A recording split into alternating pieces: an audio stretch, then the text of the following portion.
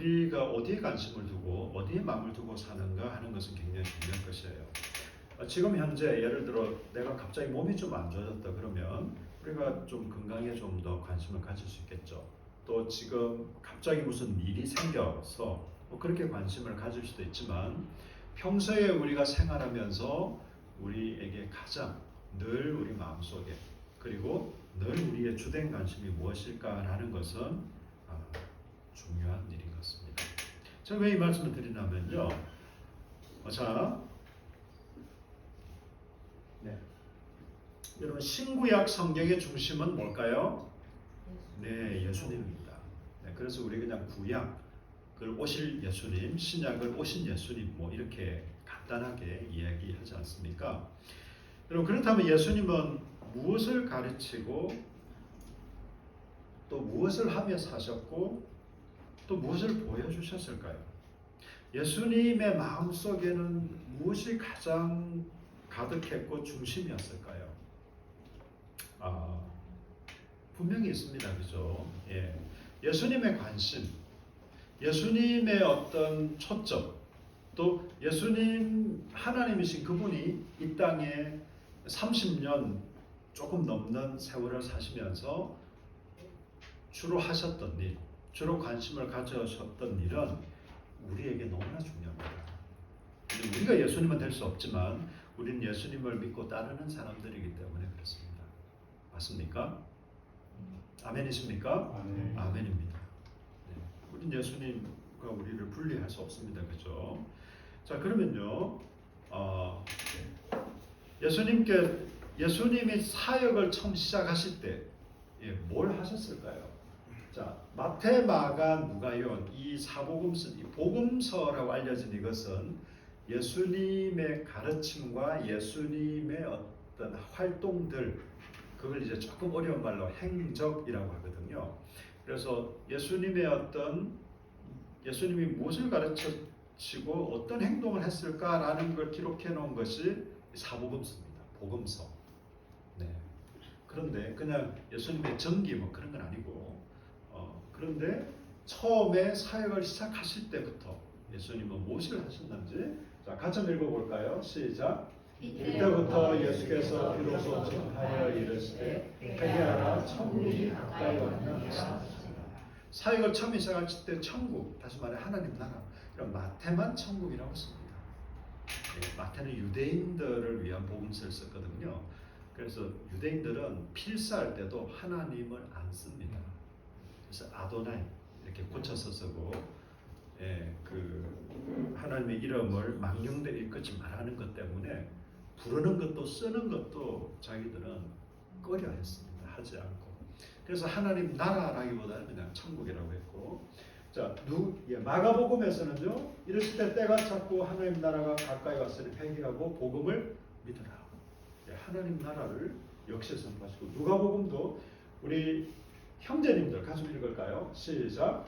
예수께서 이르시되 내가 다른 동네에서도 하나님 나라 복음을 전하려야 하니 나는 이 일을 위해 보내심을 받았노라 하시고. 아멘.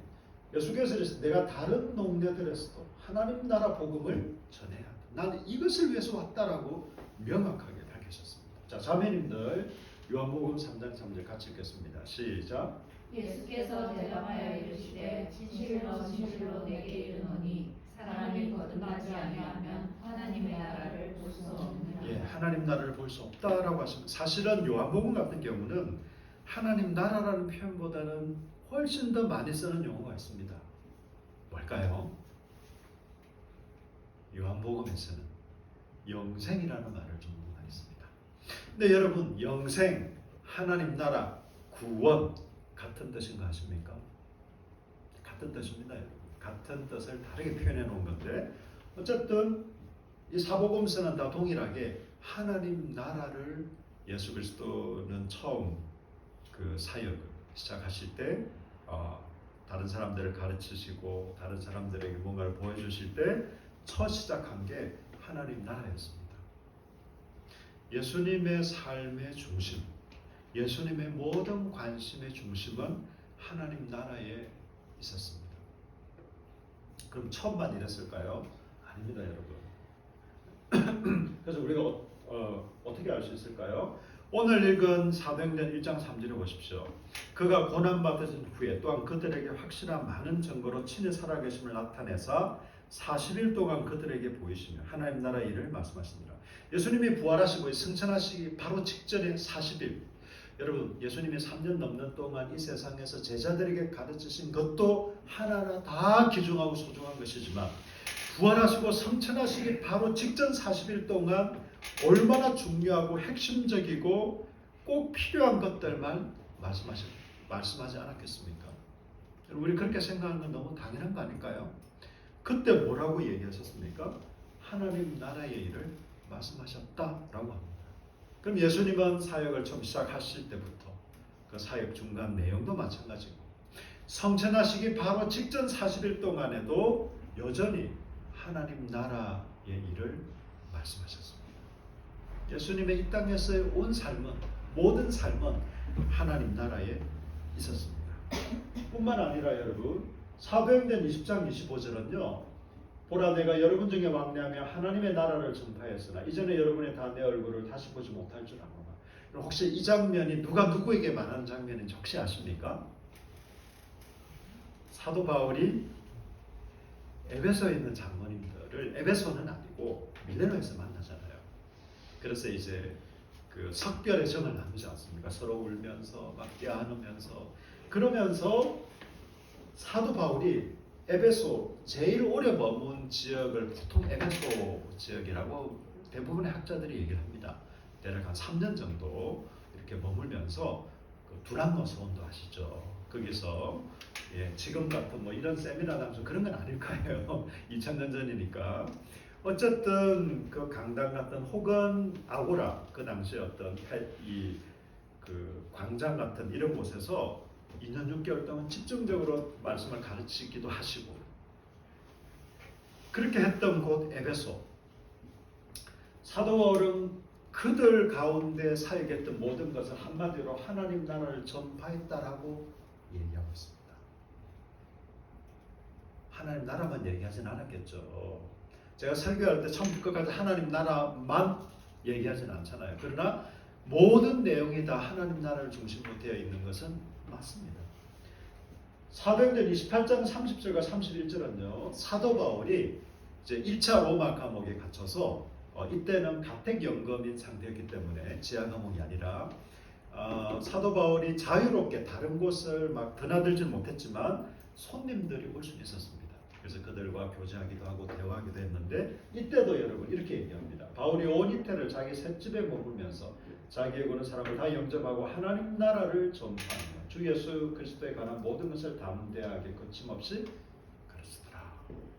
사도 바울 역시도 에베소뿐만 아니라 그의 모든 전도 사역, 선교 사역, 그의 모든 가르침의 중심이 하나님 나라였고 감옥에 갇혀 있는 그 동안에 찾아오는 사람들에게도 물론 안부도 물었겠죠. 처음부터 그냥 야 우리 하나님 나라 얘기하자 이렇게는 안 했겠죠. 뭐 어떻게 지내냐, 건강은 어떠냐, 그래 뭐 이런저런 얘기들도 했겠죠. 그렇지만 그 중심은 하나님 나라였습니다. 사도 바울 역시도 마찬가지입니다. 여러분 성경에 있는 많은 내용들이 대부분의 내용들이 하나님 나라를 얘기하고 있습니다. 그래서 하나님 나라 특징은요. 그러나 내가 마태복음 12장 28절에 내가 하나님의 성령을 힘입어 귀신을 쫓아내는 것이며 하나님 나라의 힘이 너희에게 임하였느니라. 하나님 나라의 특징은요. 여러분 우리가 죽어서 가는 곳이 아니라는 겁니다. 믿습니까? 아멘. 여러분 하나님 나라는 우리에게 임했습니다. 하나님 나라는 지금 우리에게 와 있습니다. 저와 여러분은 하나님 나라에 속해 있습니다. 이미 우리는 들어가 있습니다. 그리고 미래에 온전하게 그 나라에 들어갈 것입니다. 이것이 우리의 소망입니다. 여러분 지금 하나님 나라를 맛보지 않는 사람이 나중에 죽어서 하나님을 맛볼 수 있다? 거짓말입니다. 여러분. 지금 내가 하나님을 알지 못하는데 죽어서 하나님을 알게 된다? 있을 수 없는 일입니다. 성경 그런 성경은 없습니다, 여러분. 네, 무슨 지어낸 이야기는 모르겠지만 지금 우리가 완벽해져야 된다는 말은 결코 아닙니다. 우리가 인격적으로, 도덕적으로 혹은 뭐 여러 가지 면에서 우리가 막 지금 완전해야 우리가 구원을 얻고 하나님 나라에 들어간다는 게 아니라 지금 하나님 나라에 우리 임한 하나님 나라를 맛보고 누리고 경험하지 못하면 영원한 하나님 나라는 영원히 없습니다. 지금 여기 계신 분들은 하나님 나라를 다 맛보고 계신 줄로 믿습니다. 아멘.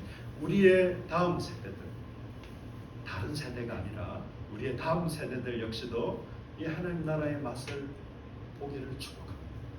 엊그저께 우리 청소년부 선생님들과 이런저런 얘기를 나눴습니다. 그건 제가 나중에 광고 시간에 말씀드리겠습니다. 어쨌든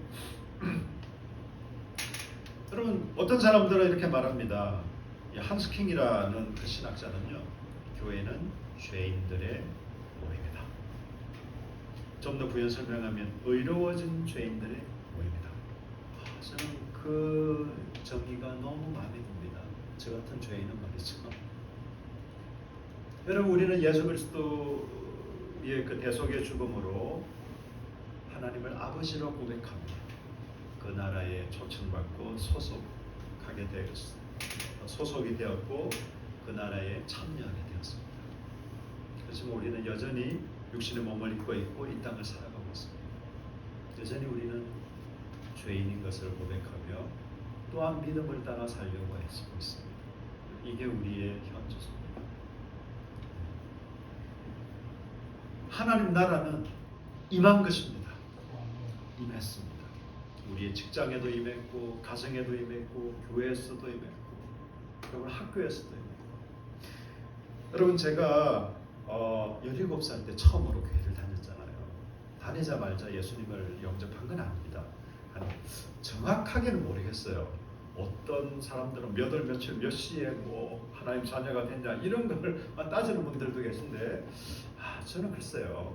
그럼 우리가 정확하게 알 수 있을까 싶기도 하고, 어쨌든 대략 한 6개월 전후였던 것 같아요. 제가 예수님을 영접하고 하나님을 아버지로 모셔드리게 됐습니다. 그전에는요, 제가 그랬지만 당장 학교에서 제 삶이 좀 믿는 사람으로 변화된 건 아니었습니다. 저는 그때 식사 기도를 차마 기도를 안 할 수는 없고 되게 부끄럽잖아요. 친구들 앞에 평소에 교회도 안 다닌 녀석이 갑자기 교회를 다니더니 막 이상한 행동하고 그러고. 그래서 처음에는 저희 때는 이제 도시락을 싸다녔거든요. 그래서 반찬도 막 돌아가면서 이 요즘 급식 세대가 아닙니다. 저는. 그래서 이제 제가 이렇게 그냥 그때 눈을 살짝 감으면서 주님 이름으로 기도합니다. 아멘. 이렇게 하고 있어요. 밥을 먹고 이렇게 하다가 이제 커밍아웃을 한 것이죠. 제가 다 눈을 감고. 애들이 처음에는 어찌나 놀리는지 제 뒤통수를 딱 치면서 야, 너 교회 다녔냐? 막 이렇게 하면서 그러다가 이제 나중에는 반찬이 제가 짧은 기도하는 그 한 30초에서 1분 시간에 반찬의 반은 다 없어집니다. 이 녀석들이 그때 때리기도 여러분, 이미 임한 하나님 나라. 여러분 학교에서도요, 얼마든지 우리가 여러분이 막 거룩한 척하고 그렇게 살아가는 게 아닙니다. 무슨 종교인의 행사를 하고 그러면 오히려 더 이상합니다. 그냥 자연스럽게 편안하고 자연스럽지만 나의 신분이 뭔가라는 것은 이미 밝혀버리면 더 편합니다. 여러분, 애매하고 회색지대 있잖아요. 저 사람은 뭘까? 막 이런 오히려 더 그냥 광신도 내지는 그냥 종교인의 표를 내라는 게 아니라 저 사람은 정말 교회를 다니는 사람이구나, 하나님을 믿는 사람이구나. 우리 실수할 수도 있습니다. 너무 빡치면 좀 화를 낼 수도 있습니다. 여러분, 성질을 내는 게 분노하는 게 잘못일까요? 그럼 하나님도 잘못이네요. 왜? 예수님 상을 뒤엎으셨잖아요. 우리도 상을 뒤엎지 않은 건 아닙니다. 다른 사람에게 피해를 주지 않고 폭력적이지 않게. 이런 분노할 땐 분노할 줄 알아요. 분노할 줄 모른다. 저는 그거 하나님 성품 아니에요. 화 잘 내는 사람이 되라는 말이 아니에요. 신경질적인 사람이 되라는 게 아닙니다. 그렇지만 우리는 의로운 일에 대해서는 분노할 줄 알아요. 부당하게 자기를 핍박하거나 아니면 지나가는 사람이 여러분을 향해서 막 뺨을 때리고 욕을 한다. 나는 맞을 놈이에요. 이게 겸손일까요, 여러분? 항의하셔야 돼요. 그때. 그렇다고 막 같이 폭력을 행하지 마시고 딱 손을 잡고 왜 이러십니까? 당신 뭔데 나한테 이러십니까? 네, 경찰의 도움을 받을 수도 있습니다. 저와 여러분은 이 하나님 나라에 속해 있습니다. 저는 여러분 학교에서도 저 친구는 뭔가 좀 다른 것 같아 이런 느낌? 네, 우리의 말이 뭐 청소년들 쓰는 용어를 비슷하게 쓸지라도 청소년들 욕 제가 찰지게 욕한 애들 여러 명 봤어요. 지나가다 굉장히 창조적인 욕들도 하더라고요. 듣기가 상당히 불편했지만 쟤는 욕을 잘 안 하네 이런 얘기도 들을 수 있습니다. 우리 청소년들 수준에서 완벽하게 살라는 게 아니라 저 규빈이 욕을 못 들어봤어요. 안 듣고 싶습니다. 네. 욕을 할 줄 몰라서 안 하는 게 아니겠죠. 어쨌든 우리 학생들이나 우리 어른들이나 우리 청년들이나 마찬가지로 이미 임한 하나님 나라를 우리는 살아가는 것입니다. 이 하나님 나라는요, 이스라엘이라는 이 나라의 정체성은 여러분 출애굽기 19장 4절부터 6절까지 보시면 세계가 다 내게 속하였는데 너희가 내 말을 잘 듣고 언약을 지키면 너희는 모든 민족 중에서 내 소유권, 내 소유가 되고 내게 제사장 나라가 되며 거룩한 백성이 되리라고 했습니다. 여러분 제사장은 하나님과 백성을 연결하는 역할을 하잖아요.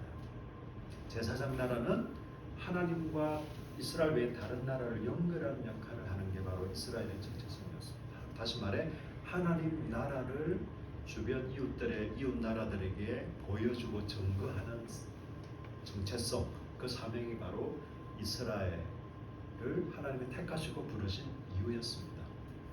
이 말은요, 구약에서부터 갑자기 예수님이 오시면서 갑자기 하나님 나라가 임한 게 아닙니다. 여러분 이사야 52장 7절 같이 한번 읽을까요? 시작.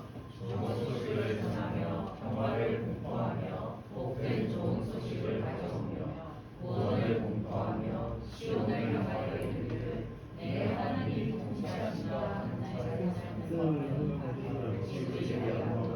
아멘. 여러분 하나님 나라를 제가 지금도 얘기하고 있고 제가 우리 교회에서 하나님 나라를 참 많이 얘기했지만 하나님 나라가 뭡니까? 짧게 장황하게 길게 말씀 안 하셔도 됩니다. 하나님 나라가 뭡니까 여러분? 이럴 때 제가 다 지명하기 쉬운 게 바로 우리 안수 집사님이죠. 우리 임 집사님 하나님 나라가 도대체 뭡니까? 하나님의 통치가입니다. 역시 하나님 나라를 다양하게 설명할 수 있지만 핵심은요 하나님이 다스리신다, 통치하신다, 하나님이 왕이시다라는 것입니다. 자, 따라합시다. 하나님이 왕이시다. 하나님이 다스리신다. 이게 하나님의 나라입니다. 나라를 주권, 영토, 국민 이렇게 다양하게 설명하기도 하는데 그건 오히려 일반적인 설명이고 이사야가 환상 중 말씀을 받고 하는 말이 이겁니다. 좋은 소식, 복된 좋은 소식. 여러분 들어보셨죠? 좋은 소식이 뭘까요? 굿뉴스, 복음. 이 복음이 하나님이 다스리십니다. 하나님이 왕이십니다. 다시 말해 하나님 나라가 임했다는 게 복음입니다. 물론 이 복음의 핵심에는 하나님 나라의 핵심에는 예수 그리스도의 죽으심과 부활이 있습니다. 그렇지만 예수 그리스도의 죽으심과 부활을 훨씬 뛰어넘는 더 넓은 의미에서 하나님 나라가 임했습니다. 그것을 바로 이사야 구약에서부터 얘기하고 있습니다. 동일한 맥락에서 이사야 40장 9절과 10절도 아름다운 소식을 시온에 전하는 자였는 높은 산에 오르라. 아름다운 소식을 예루살렘에 전하는 자였는 힘써 소리를 높이라. 주 여호와께서 장차 강한 자로 임하실 것이요 친히 그의 팔로 다스리실 것이라. 아름다운 소식, 복된 좋은 소식. 이 복음은 하나님이 다스리신다.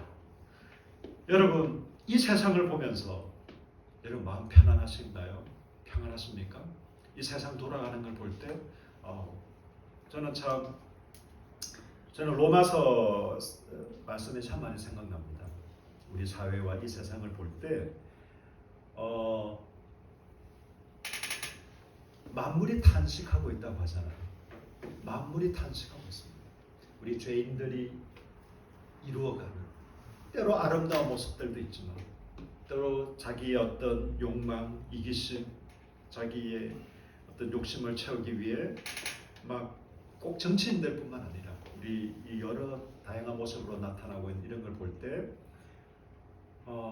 여러분 정말 하나님이 다스리실까? 정말 하나님이 여전히 이 세상의 주인이실까? 하나님이 살아계시다면 이런 일들이, 이런 불합리하고 부조리하고 불공평하고 이런 말도 안 되는 일들이 우리 사회, 우리 주변에 일어날 수 있을까? 여러분, 이런 의문이 드는 것은 너무 당연한 것입니다.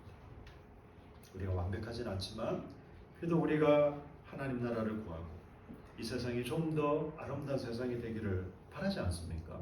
우리 그리스도인들은 이 땅에 온전히 완전하게 이 땅에 하나님 나라가 이루어지지 않을 것을 이미 알지만 그럼에도 불구하고 이 땅을 하나님 나라로 그리고 좀 더 아름다운 세상으로 만들어 가려고 노력하고 애쓰는 사람들 바로 우리 그리스도인들이잖아요.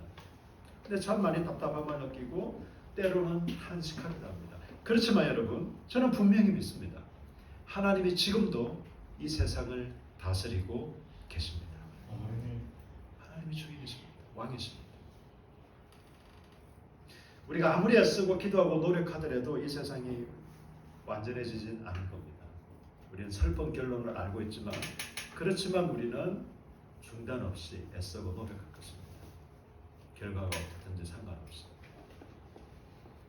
여러분, 이렇게 살아갈 수 있는 사람들이 얼마나 있을까요? 정말 진정한 그리스도인이 아니라면 이런 삶을 살 수 있을까요?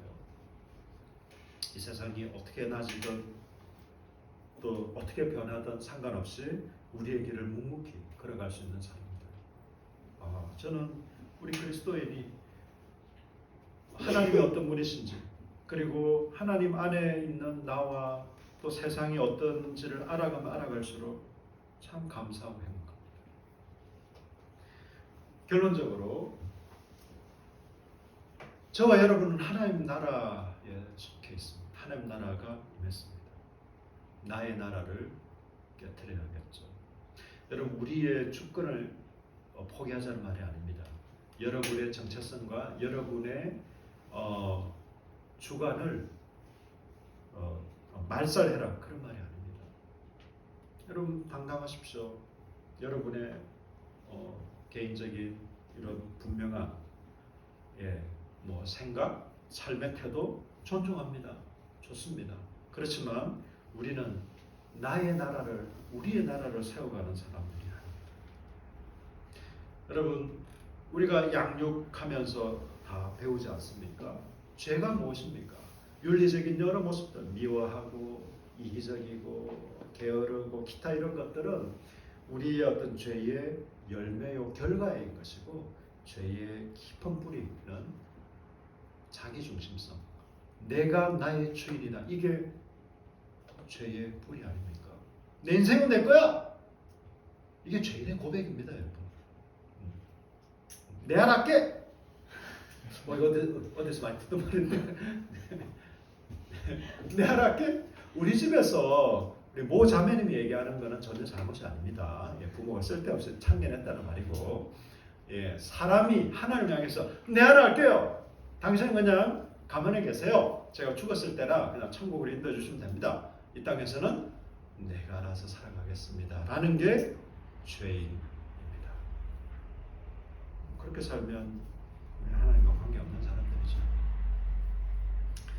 자기중심적인 사람들, 자기의 욕망과 자기의 나라를 세우고 있는 사람들. 우리는 그런 사람들이 아니라 하나님을 왕으로 모시고 하나님이 주인이심을 고백하고 그분을 믿고 따르며 살아가는 사람들입니다.